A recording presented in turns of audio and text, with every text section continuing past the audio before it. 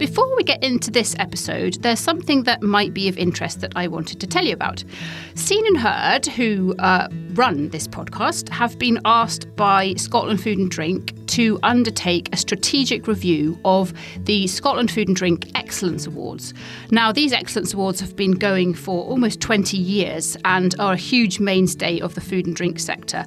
But it's time to ensure that they're still relevant. So if you have ever been involved in the Scotland Food and Drink Excellence Awards, or even if you've ever had an opinion about them, we would love for you, please, to complete our survey. So if you go to the On Farm Twitter, which is at @on_farm UK, and click the link in the bio, there will be a tab in there that will take you to the survey, and it should only take you a very short while to complete, but we would be enormously grateful.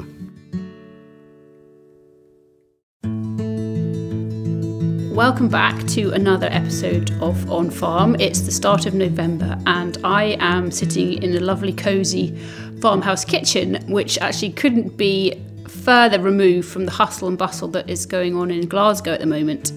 A busy city at the best of times. It has been descended upon by many hundreds of people from all over the world for the COP26 conference. And whilst that is many moons away from farming, there's a huge relevance to farming. And so that's why I'm in a farmhouse kitchen today talking to John Hutchison, a farmer here at Leckeston, and Emma Patterson-Taylor from SAOS, all about the impact in two directions, I think, of COP26 and farming.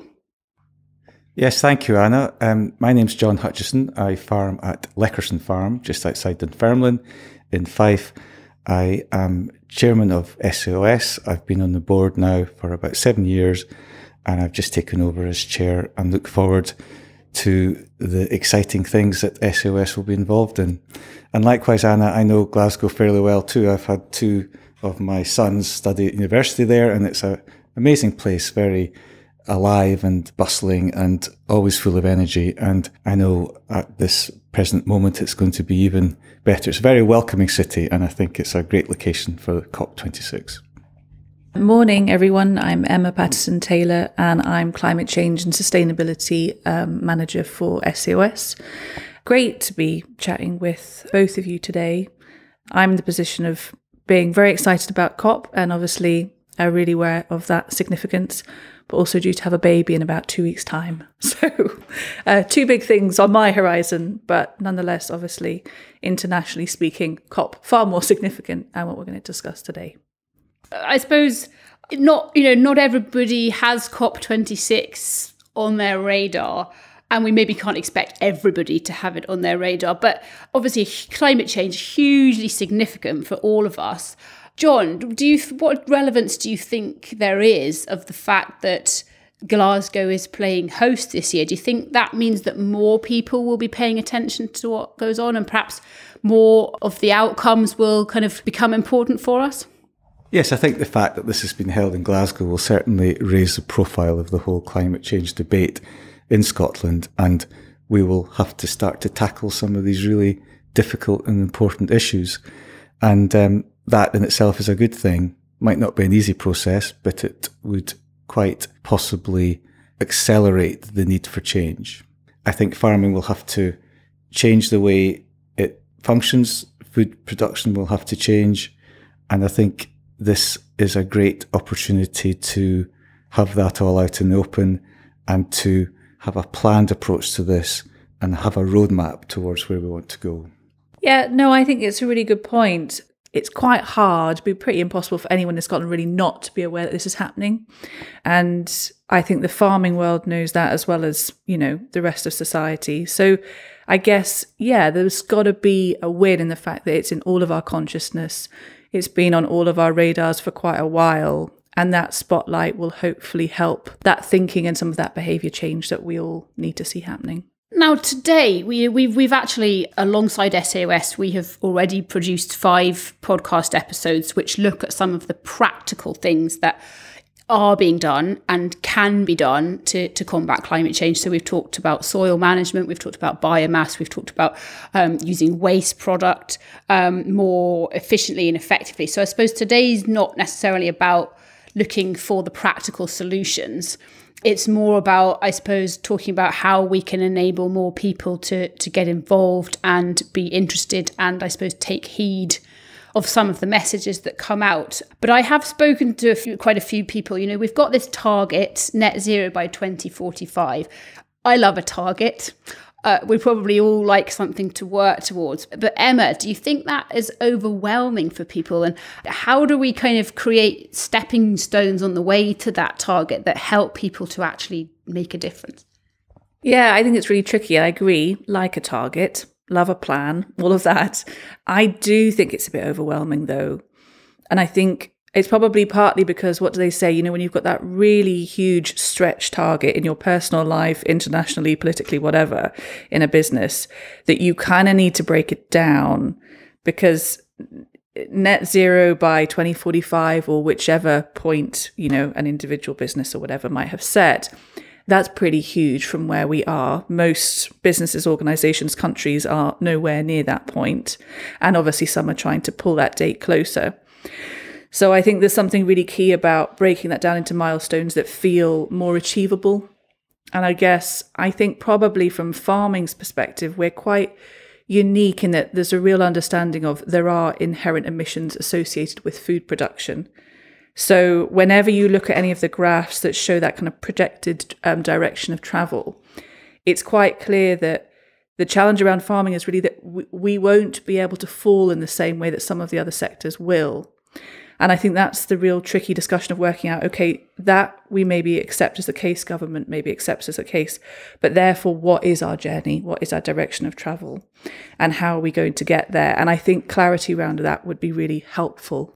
John, wearing your farming hat as opposed to your SAOS chairman hat, although I know you wear both of them all of the time. How do you feel about that in terms of the kind of, it is a very popular word at the moment, but the overwhelm of having a target way ahead of you, but actually not necessarily knowing what the journey holds to get there? And do you think the whole farming industry feels that sense of, oh crikey, you know, we know where we want to get to, but exactly how do we get there on the journey? Yes, there is a big unknown, but for me the elephant in the room is the political view on our food and the way food is retailed.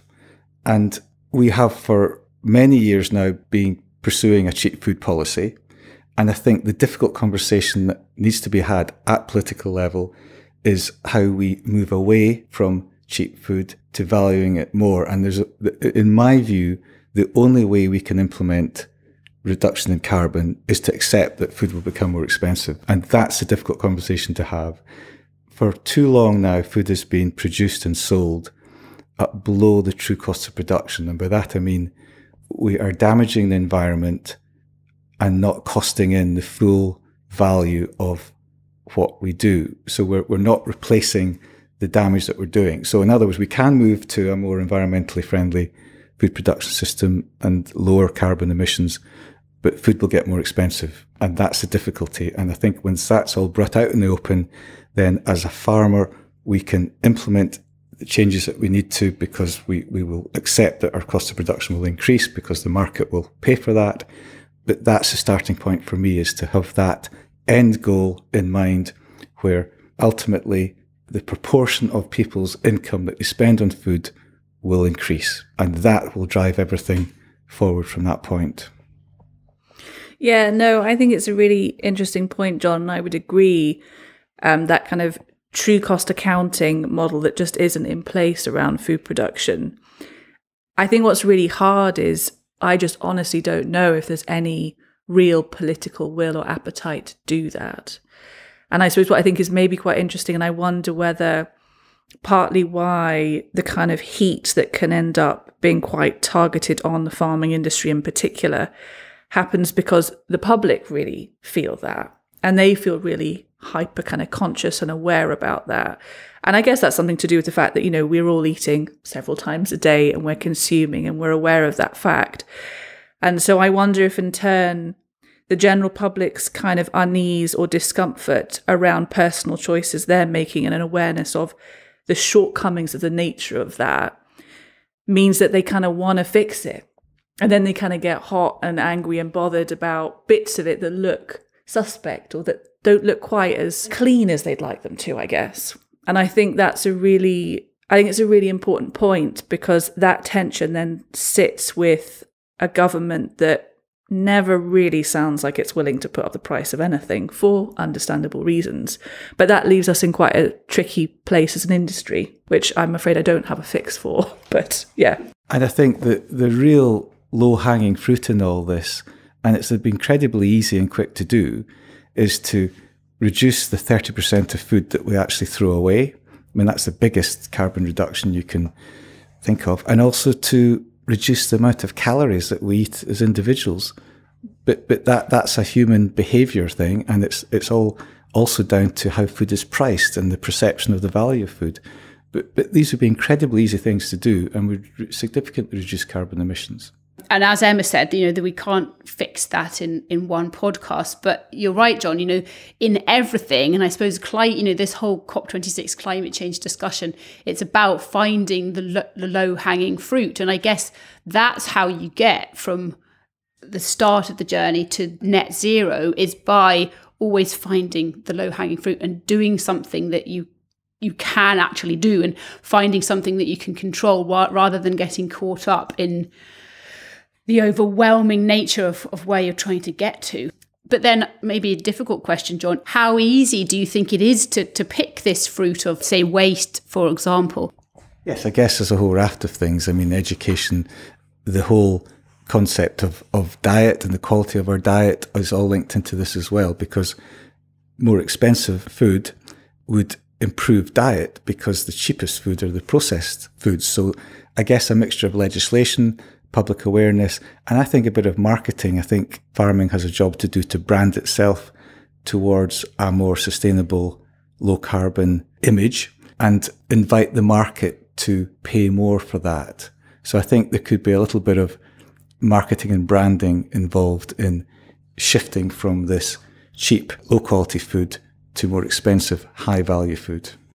Going in a way that might seem off topic for a second, do you think when it comes to climate change and farming being potentially an easy target, do you think the media have got a responsibility and a role to play in causing that? And do you think that's actually going to impact on the way in which we can move forward or not? Emma? I think it's tricky with farming. I think there's absolutely been a gap in terms of, I think, probably mainstream media outlets understanding the nature of farming, and therefore the kind of coverage that we've seen, and I think the kind of coverage that a lot of us in the industry have felt quite concerned and disappointed in. I think there's different reasons for that, and maybe that kind of comes back slightly to our what does the public care about? And maybe we have to accept that the public do, for a number of reasons, I don't think they're all negative, really care about food and where it comes from, which is a huge opportunity, but also means there's all this scrutiny. And then there's this kind of vacuum where I think as an industry, we've not been so good at filling that vacuum with information that the public want.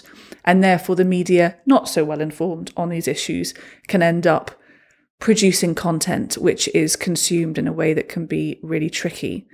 And I think it's totally true to say that on a kind of international scale, the sort of social media, vegan, plant-based movement has had a momentum that we have just not managed to keep up with at all. The only other point I wanted to add, which is I do think is relevant, the media really did fall short in, for far too long, talking about climate change as having two sides. So, and sorry, I love the BBC. I really do.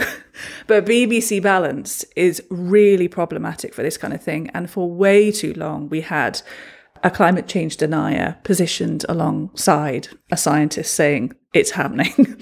And I don't think that helped anyone take it seriously and go, oh no, of course, this is a crisis and we're going to take it properly seriously, rather than thinking that there might be a question mark over how valid it is. Yes, I think the media are going to be incredibly important in this journey, and in the context of farming having to promote itself much more effectively. There's so much more we can do to sell our industry, to sell our quality food, and it's something that we really need to engage on a lot more, and I think SEOS can help with that. So we need to market ourselves and promote ourselves much more effectively. You're right, John. I think if you were to ask an ordinary, if there is such a thing, member of the public, whether or not farming was responsible for climate change, they would probably list, several things that they perceive to be the problem without perhaps having a true understanding. And we can't blame them for that. We can only, I guess now, accept the fact that that's where we are and try to get the positives out there and generate that real understanding. I think farming has been, and I suppose, you could argue, well, we would all say that, wouldn't we? Because we work in the farming sector. But farming has been unfairly targeted. And I think maybe the expectations of consumers are unrealistic as to how we can change. Emma said farming can't get to net zero because of all the necessary inputs. And yet consumers probably don't know that, do they? So I guess that's what makes it daunting for individual farmers. But I think there's an opportunity for everyone. And I was actually speaking to the SOS Vice Chairman, Rory Christie, who said that actually he believes every farmer has a responsibility to engage in some way with COP26.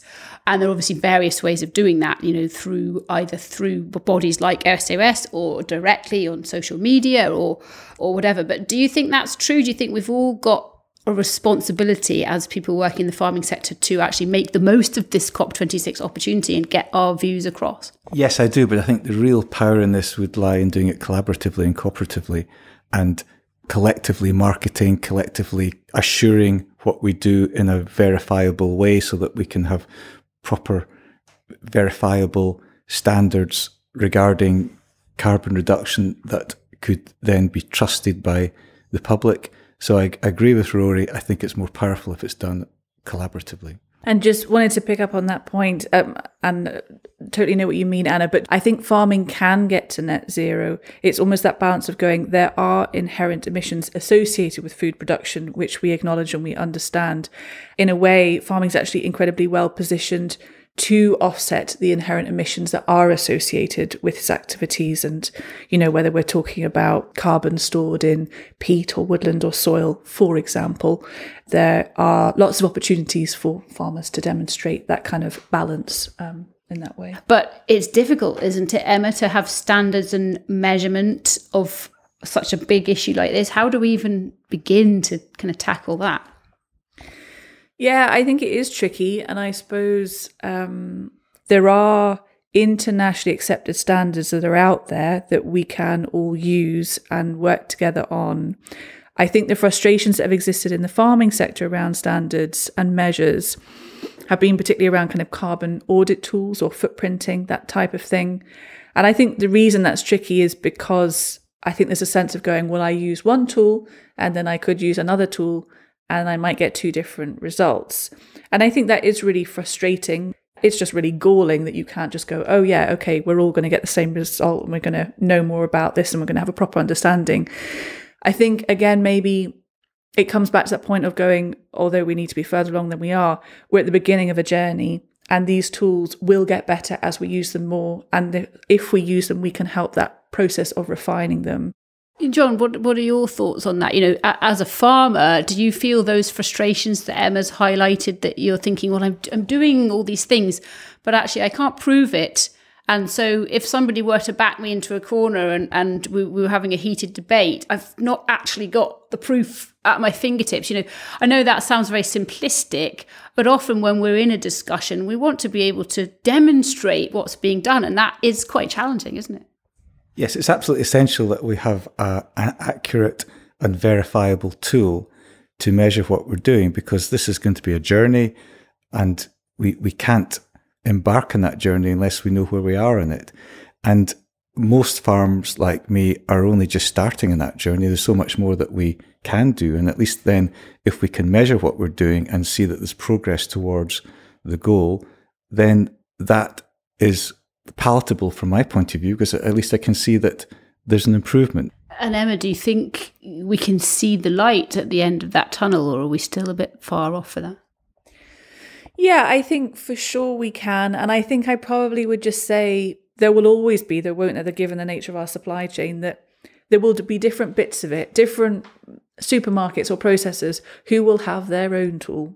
I think my main feeling about this is let's just not use this as a reason not to grapple with the issue and engage, because yeah, it's a flawed system and it's not going to get perfect overnight. And probably even if we get really good accounting tools that are the same in but you'll never get everyone to use the same one anyway. And the farmers between themselves will disagree because probably one farmer will come out better in one and not so well in the other.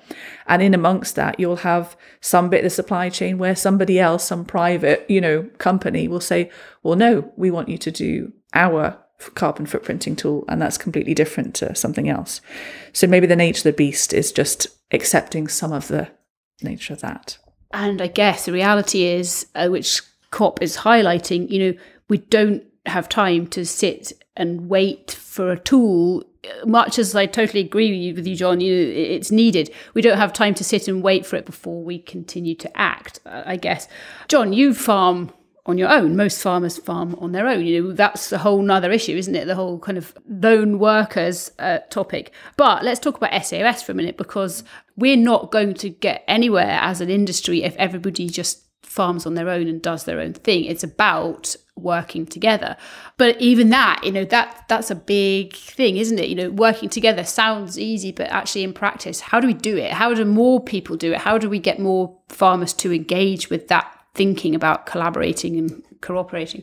Yes, it's all done through our co-ops. So, for instance, I'm a member of Scottish Agronomy, which is an organisation that effectively trials varieties and production systems for growing crops. Now, if they moved towards more sustainable farming systems and trialled new production systems, that would be very valuable from a collaborative point of view, because they could advise us on the most effective way to grow what I grow, which is combinable crops, in a more carbon-friendly, sustainable way. So that is a very powerful collaborative model, in that the knowledge that they gain through experimental plots, for instance, different cultivation systems, different input systems, could be passed on to all of us without us all individually having to test these things out. And then there's the cooperative buying power of the machinery rings, where we can make more efficient use of resources, again, reducing carbon. So the key is to do it collaboratively and to cooperate. And for me, that's really the only way we can do this. This podcast and the two of you are never about lecturing people. That's not what we're for. But if there's anybody listening who is a farmer and they literally have not ever really had COP26 or climate change at the top of their agenda, what's your message to them right now? I don't think that farmers need to have COP26 at the top of their agenda. I think what they do need to have at the top of their agenda is how they're going to adapt for the future. And I suppose that's a way of looking at what COP represents and seeing it filtering down. But I suppose I would say, don't be worrying about understanding the intricacies of these international gatherings, because they're incredibly important, but they are operating at a high level that most of us would feel a little disassociated with. But I suppose the shop that we want to focus on is the one at home, isn't it? And it's the farming sector that we're all involved in, that we know and love. And it's wanting to really work incredibly hard to help that industry thrive. And I hope that every farmer understands that they're part of that and that they really can make a difference. In society, we've all got our little bubbles of our own households, and you might think about, oh, well, what choice do I make about my energy supply or whatever it might be? But every farmer has jurisdiction over an entire parcel of land. And I know that varies depending on size, but your impact and your influence on that land is huge. And there's so much potential to manage that land in a way that has incredibly positive environmental outcomes and will make a direct contribution to the outcomes that COP26 is working to achieve. I think there's two things going on in any farm business. The first thing is you have to be financially sustainable. You have to make a profit. Basic thing about running a business, you have to make a margin to survive. And secondly, all farmers, I would suggest, would want to do the right thing in terms of looking after their land and looking after the environment, looking after the planet.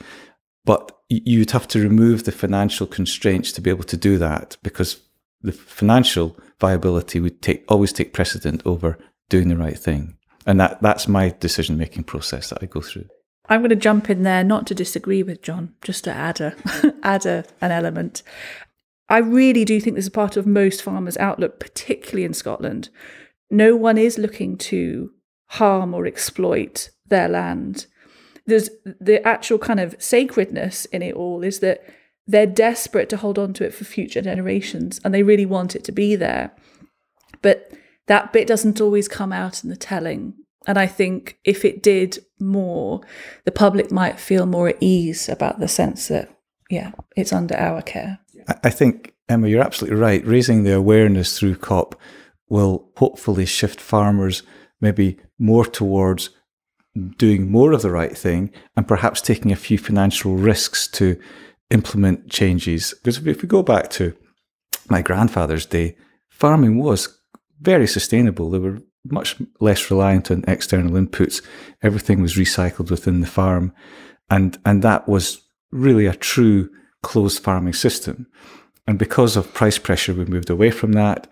And I think if we could get back to that more holistic system that's rewarded in the marketplace, then that would be a very acceptable thing to do within the farming community. It's what we really all want to do. We want to be self-contained. We don't really want to be buying all this fuel and agrochemicals. If we could do it all from an internal system that would resonate with the sort of true farming ethos. Yeah, no, I think that's a really good point that John makes. And we really do need to acknowledge that farmers have essentially done what they've been paid to do by the state. Like, that is essentially what's happened. So the state has this huge responsibility they paid farmers to rip out hedgerows, to intensify, to use lots of fertilizer. That's why farmers did it. And so this huge cultural change happened in that time. So I think typically farmers are left in this position of going, even, if they have the time to kind of think about this stuff, given everything else they're trying to do, going, no, totally, my heart would be in that kind of decision-making space too.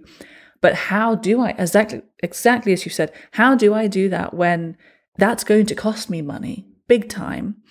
And it's a huge journey to go on. And I think the state, the public purse, and obviously they understand this, but have a really critical role in getting the fact that I think you're totally right. Farmers want to do this, but they are going to need help to do that. And the cultural change happened over those generations in a way that I think there's real relearning and education to happen for some farmers who kind of remember how it was, but it's a bit too far away, and you'll have to work out, okay, how do we do this again? And how would we make farming, have a lighter footprint in all sorts of ways? And I think that's something that it would be no bad thing as an industry to say, we need and would like and appreciate help in doing this, in going on that transition. And I think that most farmers really want to do that. If a transition is going to happen, then there has got to be intelligent, creative thinking about how farmers are paid to do what they're being asked to do and what the public say they want them to do. And I think that onus, and I don't want to give government a hard time, used to work for them.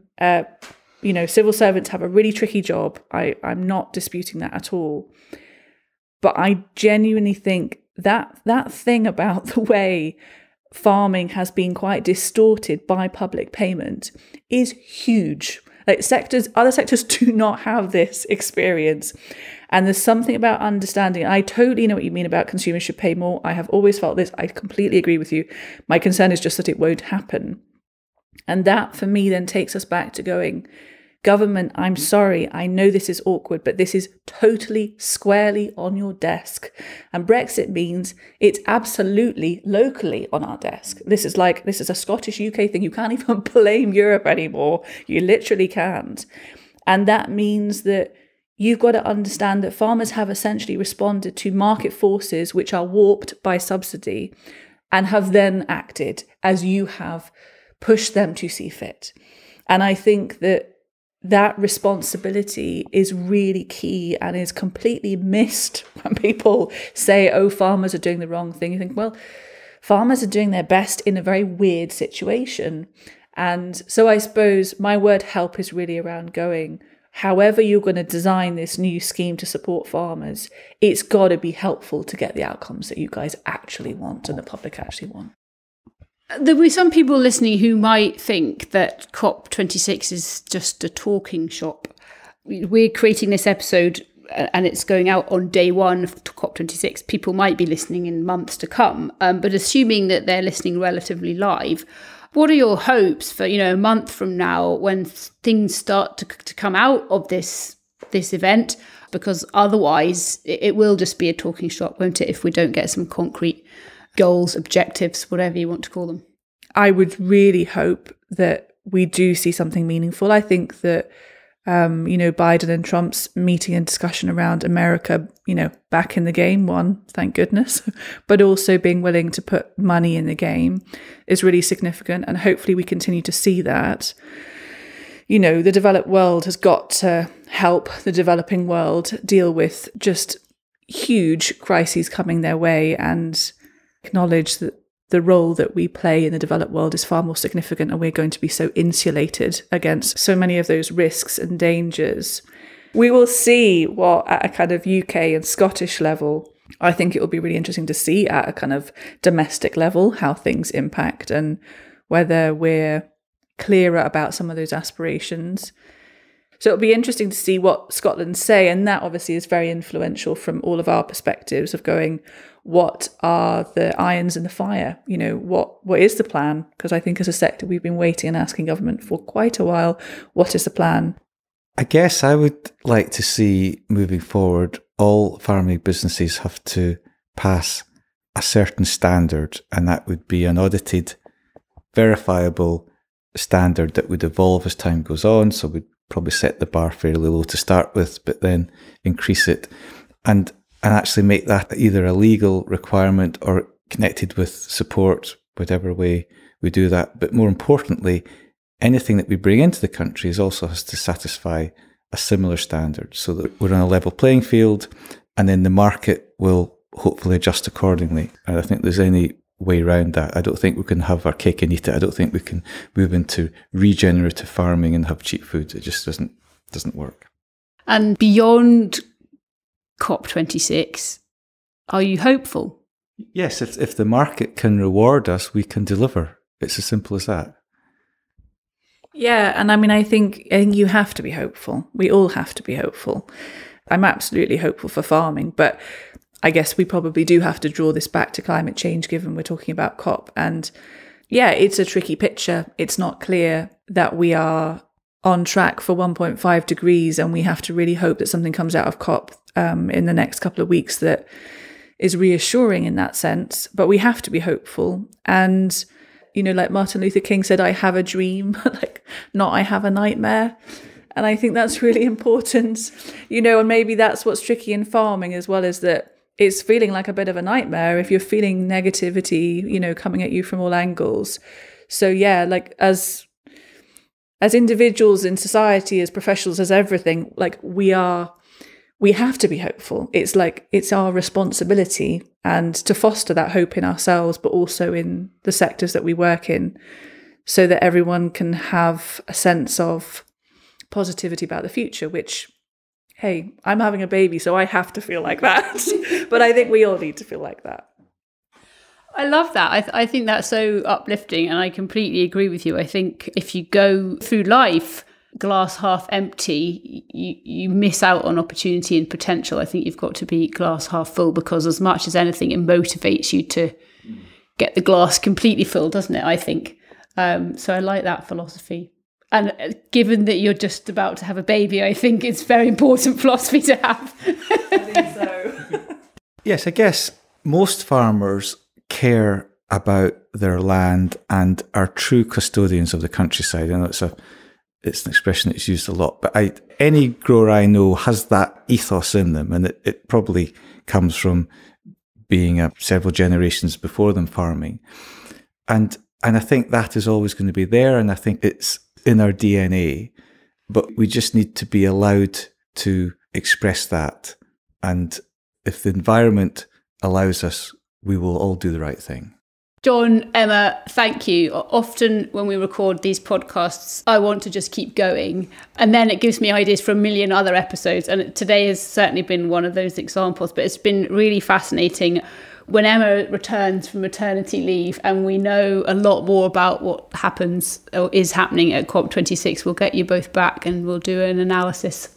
Thank you. And it's been really interesting. And I hope everybody listening has found it thought-provoking and that it's encouraging anybody who doesn't yet collaborate to do so. So thank you very much. Thank you. Thank you. Huge thank you again to John Hutchison and Emma Patterson-Taylor. An enormous luck to Emma as she goes off on maternity leave in coming weeks. So good luck with everything. Our podcast of the week this week, as you know, we're recommending a different one each week, is Local Zero, which is a climate change podcast, so kind of suitable for today, from 3 energy researchers at the University of Strathclyde in Glasgow. It's really accessible, easy to listen to and very positive, with loads of useful tips and insights to basically anyone looking to do their bit in terms of climate action. And actually it's a bit of a sort of sister podcast to On Farm, because it's also produced by Dave at Bespoken Media, who we work with to produce all of our episodes. So you can find it at www.podfollow.com/local0. And then finally, before I go, just a reminder that the On Farm podcast is brought to you by our team here at Seen and Heard PR and Marketing. So you can approach us, have an informal chat with us about any of your marketing, PR or comms questions for your rural or foodie business. So we're always up for a chat and happy to talk. But bye for now. We'll see you next time for another episode next week.